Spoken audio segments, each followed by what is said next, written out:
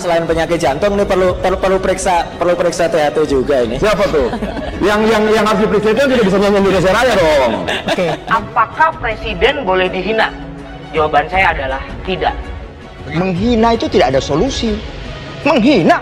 Karena dia presiden? Bukan. Karena saya dan presiden sama-sama manusia. Mantan Menteri Pemuda dan Olahraga Roy Suryo ditetapkan sebagai tersangka terkait kasus penistaan agama. Jadi saya setuju bahwa presiden tidak untuk dihina. Saya setuju. Assalamualaikum warahmatullahi wabarakatuh. Kasus ijazah palsu semakin hangat dan semakin menguat. Para pemirsa, kita flashback kembali ke belakang di mana Roy Suryo ditangkap dalam kasus meme Stupa. Apakah Roy Suryo kembali memakai rompi oranye? Kita saksikan saja video berikut ini. Mantan Menteri Pemuda dan Olahraga Roy Suryo ditetapkan sebagai tersangka terkait kasus penistaan agama. Dengan rasa pertanggung jawab saya yang besar, dengan sepenuh hati yang saya paling dalam, ya saya mohon maaf. Saya mohon maaf. Postingan Roy Suryo inilah yang membuat viral, kemudian juga yang dilaporkan oleh para pelapor itu adalah postingan Roy Suryo. Kita melanjutkan penyidikan dengan memeriksa yang bersangkutan sebagai tersangka. Pidana ini dikenakan kepada si pembuat berita, tetapi juga diberikan sanksi yang sama kepada pelaku yang turut serta membagikan, mentransmisikan, share, forward, atau berita yang melanggar syarat tersebut. Oleh karena itu, kita harus hati-hati. Kenapa saya perlu juga Pak Pitra memandang saya perlu dilindungi di LPSK? Ya, karena apa? Karena dalam mengungkap data seseorang itu memang tidak seperti minta perlindungan saksi, padahal dia yang diadukan ke polisi. Artinya minta diakui cuma sebagai saksi, padahal tersangka.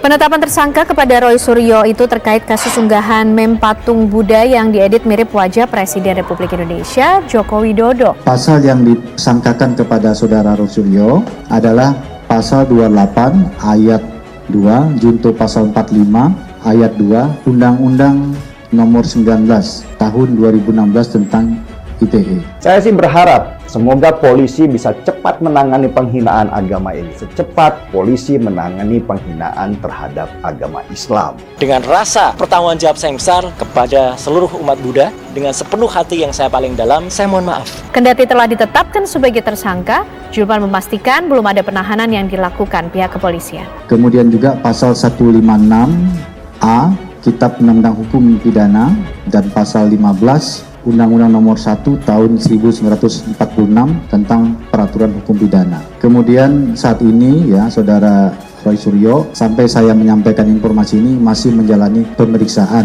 terkait dengan statusnya tersangka. Roy Suryo diketahui ikut mengunggah foto Candi Borobudur yang diedit mirip wajah Presiden Joko Widodo. Ya sejujurnya sih pasti akan ada keribetan ya, pasti. Dan saya kira Pak Jokowi sangat ribet lah. Mereka yang menghina presiden itu yang menurut saya belum berbuat apa-apa. Sedikit pun nggak ada jejak yang membanggakan. Yang ada dia sering jadi bulian di media sosial. Saya sesalkan pernyataan yang menghina, menyerang simbol negara. Kata-kata yang sangat kurang ajar. Saya rasa harus diambil tindakan yang tegas. Lantaran banyaknya statement negatif, akhirnya unggahan tersebut ia tutup. Menurut Hikmah Budi, hal tersebut seharusnya tak patut dilakukan oleh seorang intelektual seperti mantan Menteri Pemuda dan Olahraga. Nge-tweet tidak ada yang salah.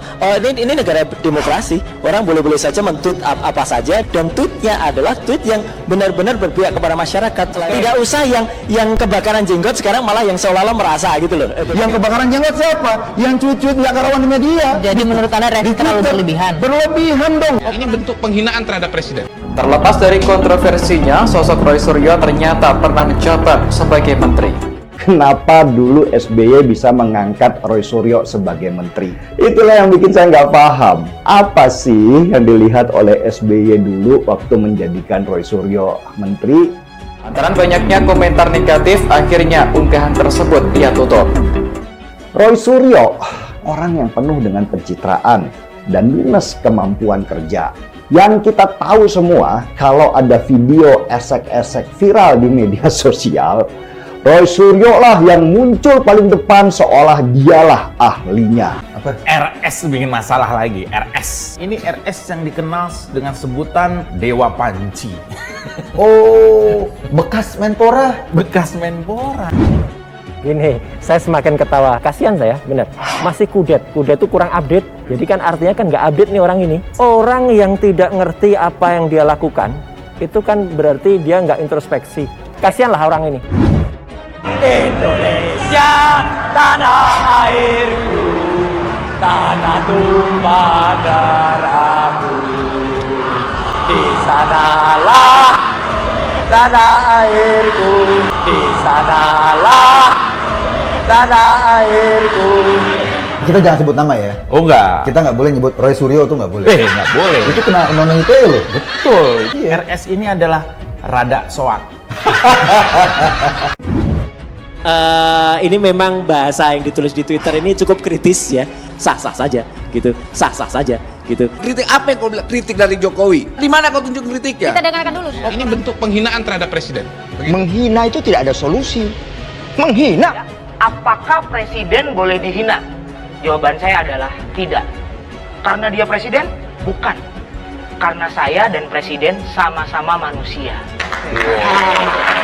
Jadi saya setuju bahwa presiden tidak untuk dihina. Saya setuju.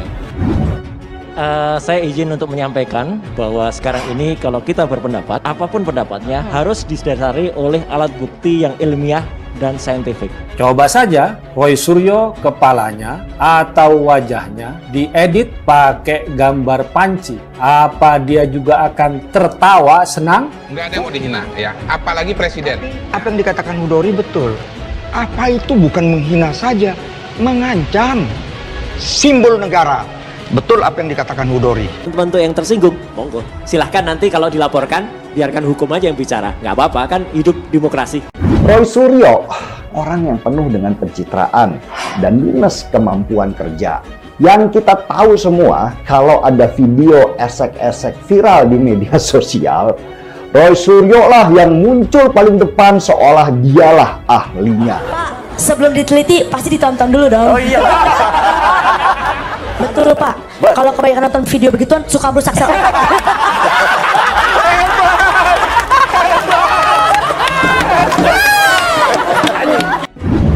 Nge-tweet tidak yang salah. Ini negara demokrasi. Orang boleh-boleh saja men-tweet apa saja, dan tweetnya adalah tweet yang benar-benar berpihak kepada masyarakat. Tidak usah yang kebakaran jenggot sekarang malah yang seolah-olah merasa gitu loh. Yang kebakaran jenggot siapa? Yang cuit-cuit nggak karuan di media. Jadi menurut Anda reaksi terlalu berlebihan? Berlebihan dong. Itu yang namanya diejek, namanya dicemooh, namanya dicaci, dihina, sudah makanan sehari-hari. Biasa Pak?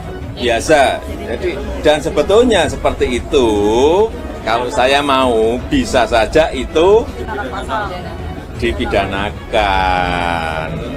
Bisa dipidanakan. Ribuan kalau kayak gitu itu kalau saya mau. Tapi sampai detik ini tersebut yang tidak saya lakukan. Tetapi apapun, negara kita ini negara bangsa yang penuh kesantunan. Yang jelas adalah semua itu adalah editan dari orang lain. Bang Roy Suryo yang mengunggah juga ya? Aku mengunggah, memang saya mengunggah, aku mengunggah, memang saya mengunggah. Kenapa? Invisible itu bahaya, itu hantu. Tidak sehat dalam membangun bangsa ini. Selain penyakit jantung ini perlu periksa THT juga ini. Siapa tuh? yang harus diperiksa itu tidak bisa nyanyi Indonesia Raya dong. Oke. Menteri yang bisa nyanyi Indonesia Raya yang diperiksa. Menteri Pemuda dan Olahraga Roy Suryo pun turun ke lapangan untuk menenangkan penonton dengan menyanyikan lagu kebangsaan Indonesia Raya. Namun Roy Suryo ternyata lupa lirik lengkap lagu kebangsaan Indonesia Raya, dan berikut cuplikannya. Indonesia, tanah airku, tanah tumpah darahku. Di sanalah tanah airku. Ayo. Seorang menteri bisa nggak hafal lagu kebangsaan kita? dan jejak genital itu terus beredar sampai sekarang, menjadi catatan hitam buat Roy Suryo waktu dia bikin sensasi di media sosial. Dengan rasa pertanggungan jawab saya yang besar, dengan sepenuh hati yang saya paling dalam, ya saya mohon maaf. Saya mohon maaf. Postingan Roy Suryo inilah yang membuat viral, kemudian juga yang dilaporkan oleh para pelapor itu adalah postingan Roy Suryo. Kita melanjutkan penyidikan dengan memeriksa yang bersangkutan sebagai tersangka. Pidana ini dikenakan kepada si pembuat berita, tetapi juga diberikan sanksi yang sama kepada pelaku yang turut serta membagikan, mentransmisikan, share, forward, atau berita yang melanggar syarat tersebut. Oleh karena itu, kita harus hati-hati. Kenapa saya perlu juga Pak Pitra memandang saya perlu dilindungi di LPSK? Ya, karena apa?